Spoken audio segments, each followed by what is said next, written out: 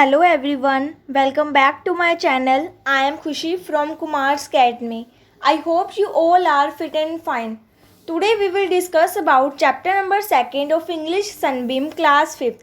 Chapter name is Oliver Twist and this chapter is written by Charles Dickens.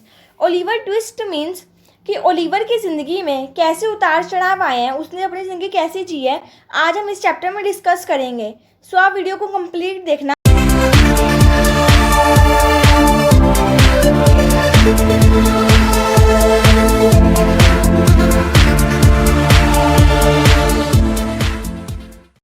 Chapter को start करने से पहले हम इसके थोड़े बहुत कीवर्ड्स पढ़ लेते हैं जिससे आपको चैप्टर समझने में आसानी रहेगी. First keyword is orphan. Orphan means अनाथ, मतलब जिस बच्चे के माता पिता नहीं होते उस बच्चे को बोला जाता है ऑर्फन मीन्स अनाथ. Second is poor house.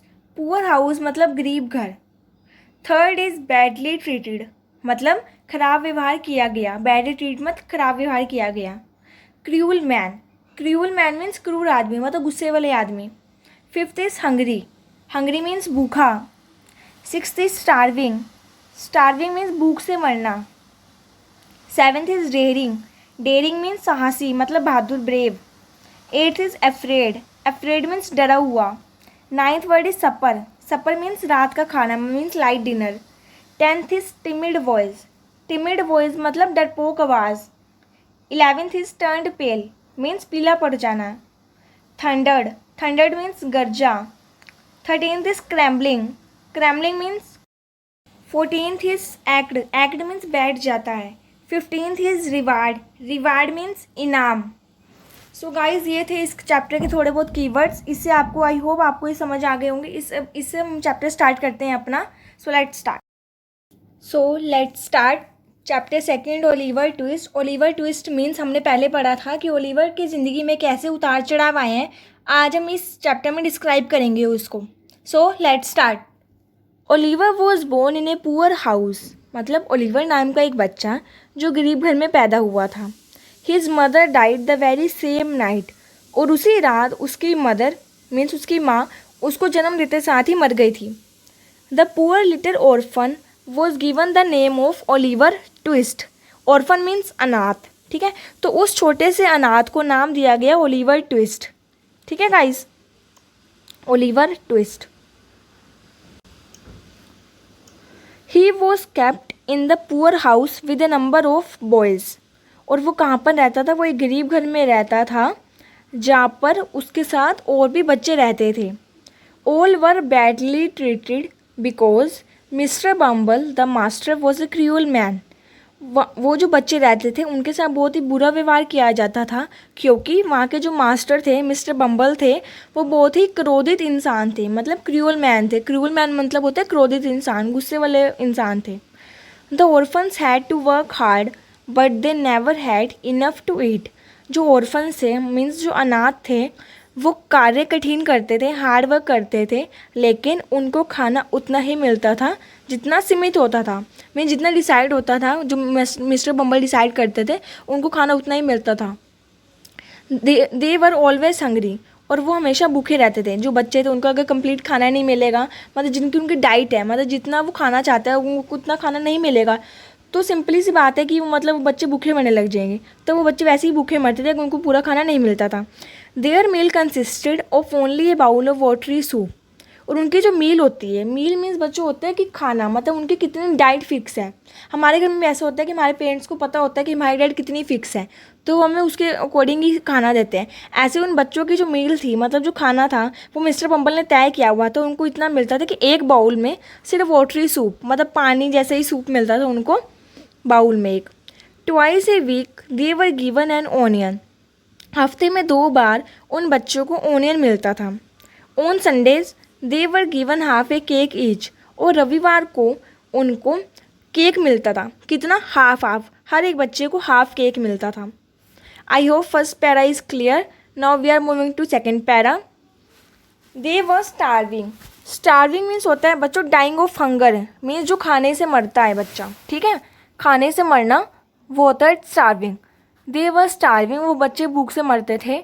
Then they decided that one of them must ask mister Bumble for more, but None of them was daring enough to do so because they were all afraid of him.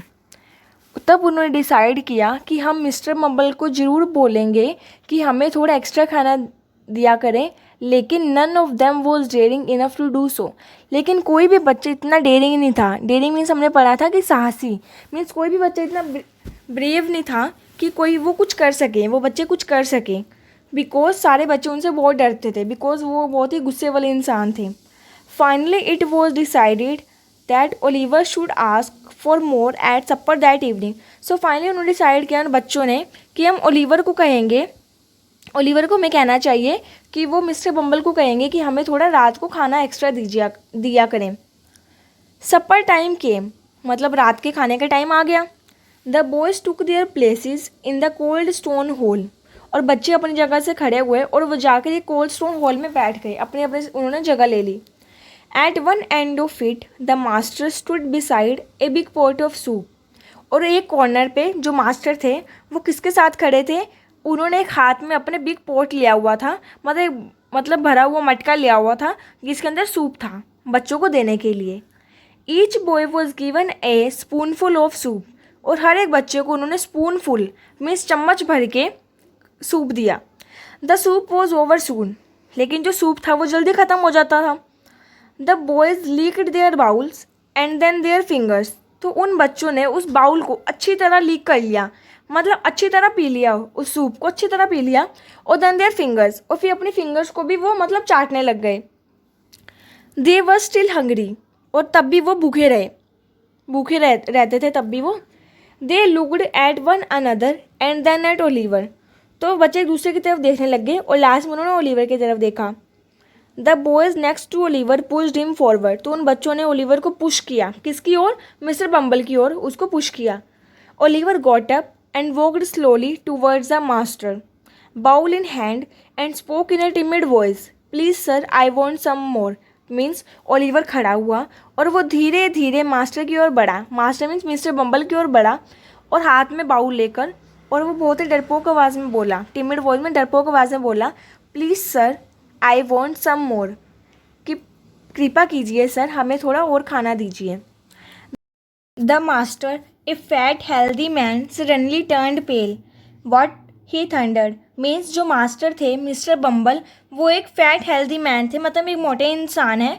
Suddenly turned पेल, तो वो अचानक से turn पेल हो गए, means वो पीले पड़ गए अचानक से. तो उन्होंने बोला what he thundered. Means what means क्या. सो ही थंडर्ड, मतलब वो गरजे उस बच्चे के ऊपर कि वॉट क्या. Please sir I want some more. Oliver said again and trembling like a leaf.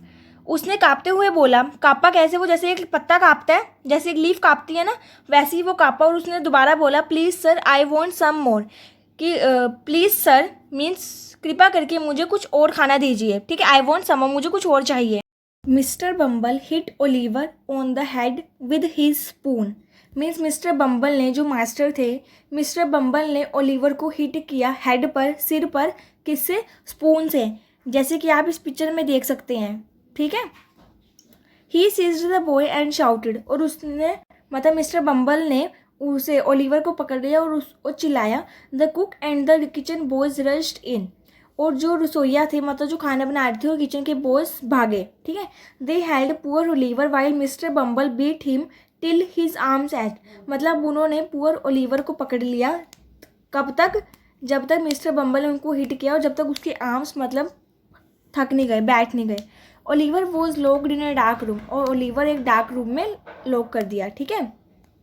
The next morning this notice appeared on the gate of the poor house. A reward of 5 pounds is offered to anyone who will employ Oliver Twist, an orphan 9 years of age. Means the next morning means अगली सुबह गरीब घर के notice पर, गरीब घर के gate पर एक नोटिस आया कि 5 पाउंड का एक पुरस्कार. ठीक है, मतलब 5 पाउंड्स लिखा है, एक 5 पाउंड का एक पुरस्कार मीन्स रिवार्ड. इस तरह पेशकश मतलब होते हैं कि जो ओलिवर ट्विस्ट, ठीक है, जो ओलिवर ट्विस्ट एक ऑर्फन है, मीन्स एक अनाथ है, जो 9 साल की आयु को रोज़गार देगा. इस चैप्टर का मीनिंग ये था. ठीक है. तो मैं आशा करती हूँ, I hope this chapter is clear to all of you. If you have any doubt, अगर आपको कोई भी डाउट है तो आप कमेंट बॉक्स में बता सकते हैं, हम आपके डाउट को क्लियर करने की पूरी कोशिश करें।